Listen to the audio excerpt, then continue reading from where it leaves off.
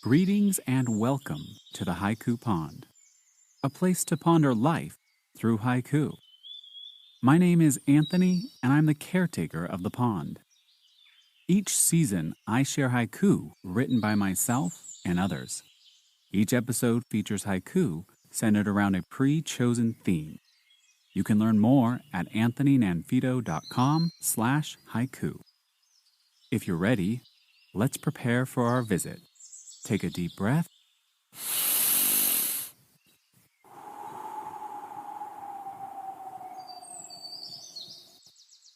and dive in.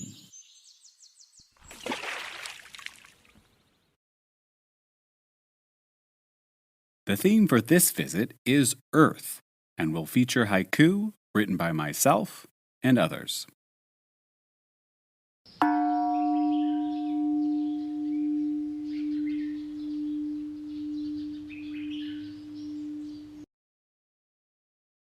Tiny speck of dust, adrift on a vast cosmic stage. Pale blue dot called home. This past month, I've been thinking about Earth's place in the cosmos. At the beginning of the month, I watched the Netflix documentary A Trip to Infinity, which explores the concept of infinity mathematically, but also in a physical and real sense when we look out into the cosmos and observe the universe. Later in the month, I happened to reread an excerpt from Carl Sagan's Pale Blue Dot. Among the profound ideas expressed both in the film and by Carl Sagan, one has stuck with me over the course of the month. Humans are just tiny specks of dust, living on a bigger than us, but also a very small speck of dust in a seemingly infinite universe. A universe so vast and large that there are more stars and planets in the night sky than there are grains of sand on a single beach. This nearly uncountable amount of objects would imply that we are insignificant. We're not special. And indeed, this is true. But strangely, on the flip side, we are. We Earthlings, of all species and varieties, are unique in that, as far as we know, we are the only ones in the universe with the gift of consciousness. We humans are unique in that we have a higher level of consciousness, which allows for us to make the audacious attempt to understand this strange, vast universe and our existence within it. We get the gift of being alive to explore the world and the cosmos, to observe it, to test hypotheses about it, to confirm or discredit ideas within it, which ultimately leads us to making wild discoveries that not only help improve our lives, but also help us to live better, more meaningful lives. As we look up toward the night sky, gazing deeply into the vast cosmos, we begin to see the true nature of life on this speck of dust. We see how insignificant we are compared to the innumerable worlds out there. At the same time, this brings meaning to our lives. We can begin to recognize that the petty differences between us are not worth fighting over by waging wars. In fact, it is those differences that are worth celebrating and embracing because of their uniqueness. Because in the end, all of us, no matter where or when we're born, or how much wealth we have or do not have, we all have a finite amount of time on this speck of dust. A finite amount of time to make the most of this existence. We may look around at the night sky and see those amazing, fascinating worlds. Worlds that we long to visit. Worlds that we dream about in our sleep, in our books, in our movies. But these worlds are both inhospitable to the life forms of Earth and so far away that they are out of reach within the finite amount of time we all have to exist on this planet. It is in this gazing at these distant, inhospitable worlds that makes us look around at our own world and realize just how precious it is. This may be a small speck of dust drifting through the cosmos, but it's our home, and it's the only one we've got. It is on this speck that we must make our stand. We must take care of this precious speck of dust, where it is the only place in this vast universe of uncountable worlds that we can exist.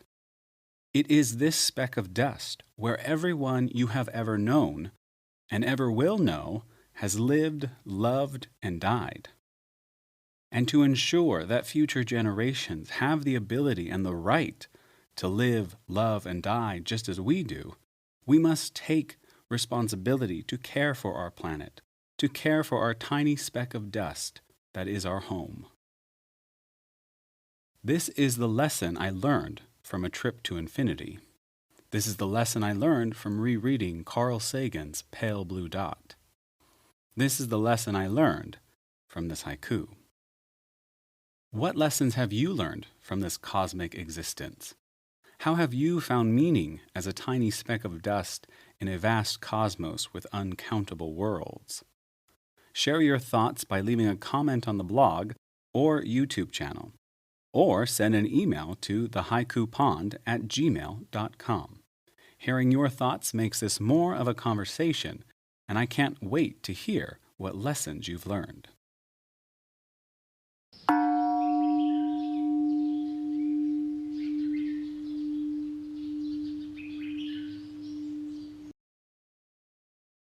Now let's hear from our listeners. Each haiku will be repeated twice so you can fully immerse yourself within it. If you'd like to submit a haiku for a future episode, please visit thehaikupond.com for details. All right, let's begin. From Kurt Linderman. The land where we stand, seemingly tamed by concrete, simply bides its time. The land where we stand, seemingly tamed by concrete, simply bides its time. From Catherine E. Winnick. Grass pillow between heaven and earth, prayers for rain. Grass pillow between heaven and earth, prayers for rain. From Jerome Berglund.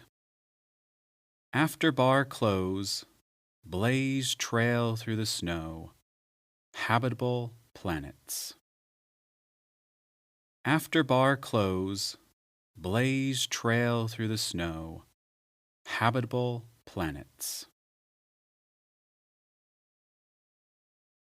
From Lafcadio. Every shell that washes onto the shore, the ever-shifting earth. Every shell that washes onto the shore, the ever-shifting earth. From Petro C.K. To become a tree, I must fall to the earth. To become a tree, I must fall to the earth. From E. Ivanka Ettinger.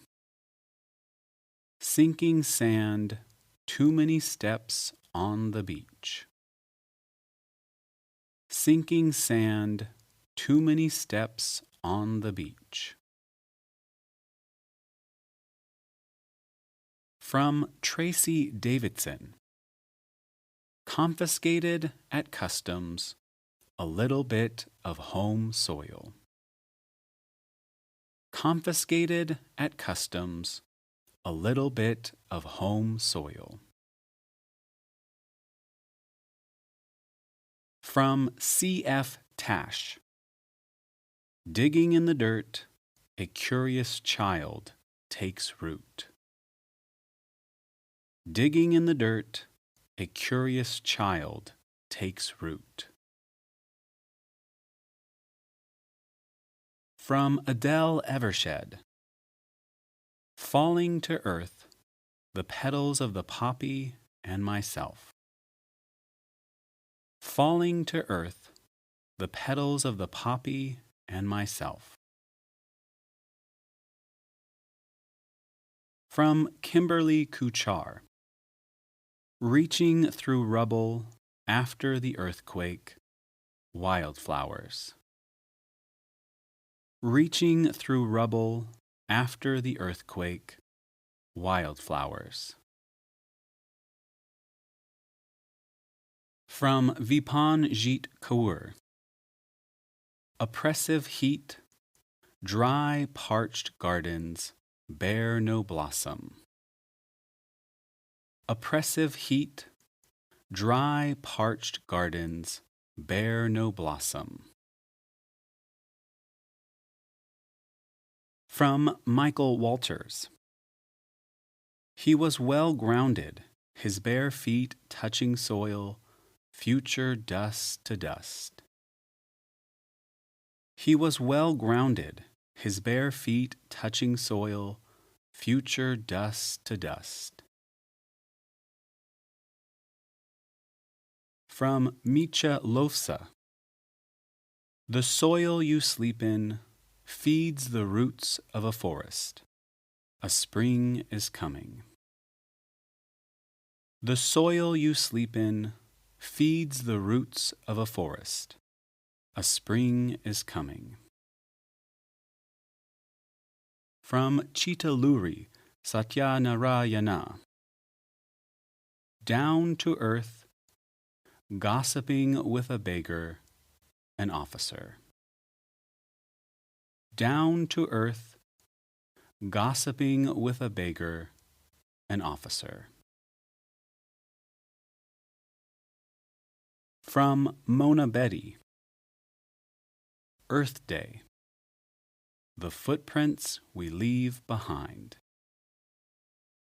Earth Day. The footprints we leave behind. From Carrie J. Heckman. Full moon. Longing for a sea of tranquility on earth. Full moon. Longing for a sea of tranquility on earth. From Cone. Planet Earth. We're on the same boat, and yet. Planet Earth. We're on the same boat, and yet. From Ali Zanaidi. Climate change. Earth speaks one language. Earth speaks one language. Special thanks to all the poets who submitted their haiku for this episode. It's an honor and a pleasure to read them. If you're listening and you'd like to connect with these poets, visit the show notes linked in the description of this episode. You can find links to their websites or social accounts.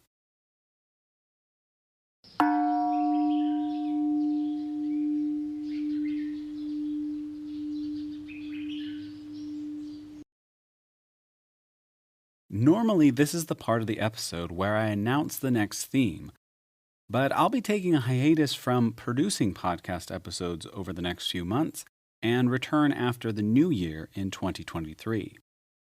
When I return, I'll of course announce the next theme in a promo episode via the mailing list and Twitter. However, with the future of Twitter in question, I'd like to encourage you all to sign up for the podcast mailing list to be notified when the podcast returns. It's sent directly to your inbox, and I promise never to spam you. I only notify you with news about the podcast, such as new themes and episodes. You can sign up for free at haikupond.ck.page/subscribe. You can also find the sign up link in the description of this episode and on the podcast website. Before I go on hiatus, I want to say a huge thank you to Kimberly Kuchar for your financial contributions on my Buy Me a Coffee page. I'm humbled and honored. Your support helps keep the lights on and the mic recording.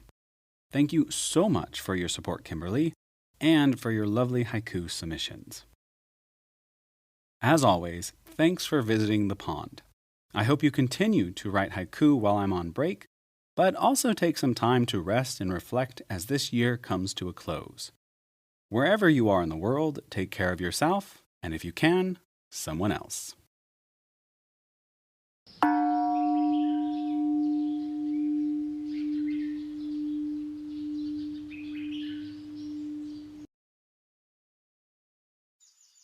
Thanks for visiting the Haiku Pond. To read the featured haiku and connect with the featured poets, check out the show notes in the description of this episode. If you've been inspired by what you've heard, please share the show with a friend. For podcast updates, join the mailing list at haikupond.ck.page. For inquiries, send an email to thehaikupond@gmail.com. And don't forget to follow the podcast on Twitter @thehaikupond. Thanks for listening. See you next time.